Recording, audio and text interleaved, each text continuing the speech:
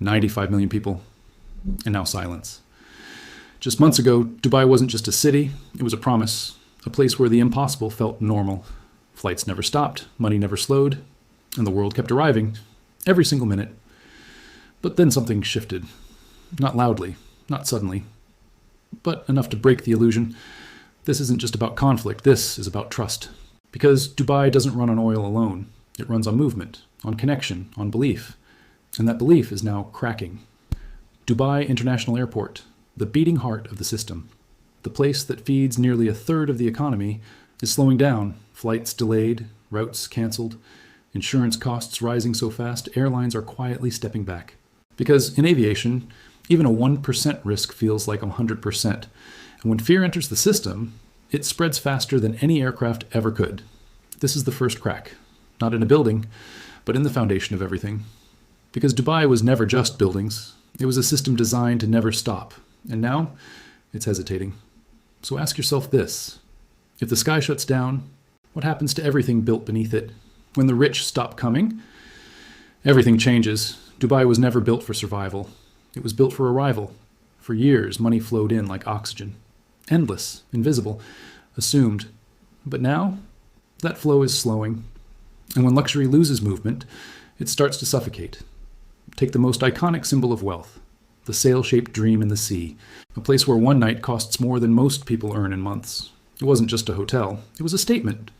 Money can buy anything. But today, even money is hesitating.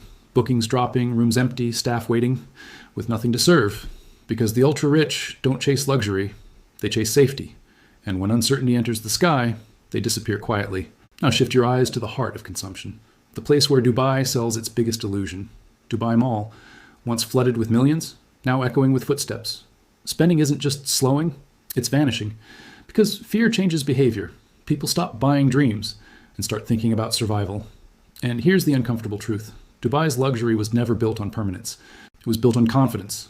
And confidence can disappear overnight. So if money can't buy safety anymore, what exactly were people paying for? The higher you build, the harder the fall. For years, height meant power, control, dominance, prestige. Dubai didn't just build tall, it built untouchable. But now, height has become exposure. Because when risk enters the system, the tallest structures feel it first. Look at the crown of the city, the tower that defined ambition, once a symbol of infinite growth. Now a question no one wants to answer. How do you evacuate thousands from the sky? In minutes? You don't. And that's the problem. Because what once felt like security now feels like a trap.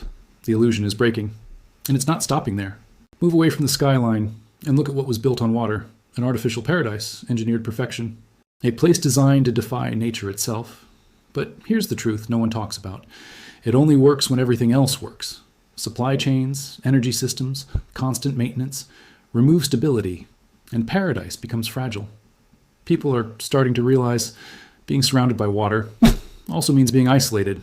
And then there's the future itself, or at least what was supposed to represent it. A place built to showcase tomorrow, innovation, AI, endless possibility.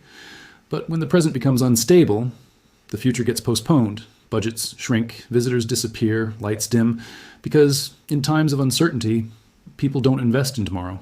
They try to survive today. And suddenly, the tallest tower feels vulnerable.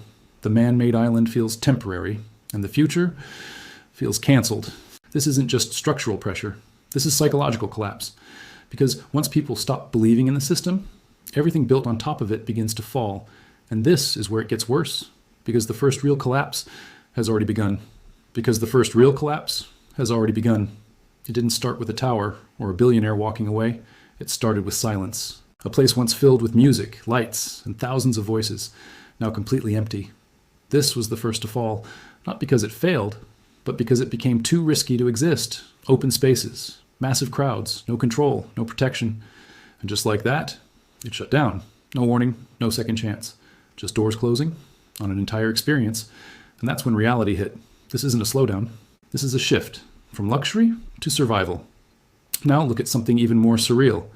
A snow-covered mountain in the middle of a desert, once seen as innovation, a symbol of anything is possible. But today, it feels different. Because maintaining winter in a rising world comes at a cost. Energy, resources, stability. And when those become uncertain, this becomes a burden. Customers disappear, costs explode, and suddenly the impossible starts looking unsustainable. But the final signal doesn't come from tourism. It comes from trade. Jebel Ali, the backbone, the connector, the reason everything else works. And now, even this is changing. Less movement, more control, more uncertainty. Because when a city built on global flow starts to disconnect, everything feels it. Prices rise, supply tightens, confidence disappears. And that's the final stage. Not explosion, not chaos, just slowdown. System by system, layer by layer. Until what once felt unstoppable quietly pauses. Empires don't collapse in a day. They fade in moments like these. So now the question isn't if things are changing, it's how far this goes. Because if the system was the real foundation, and that system is breaking, what exactly is left standing?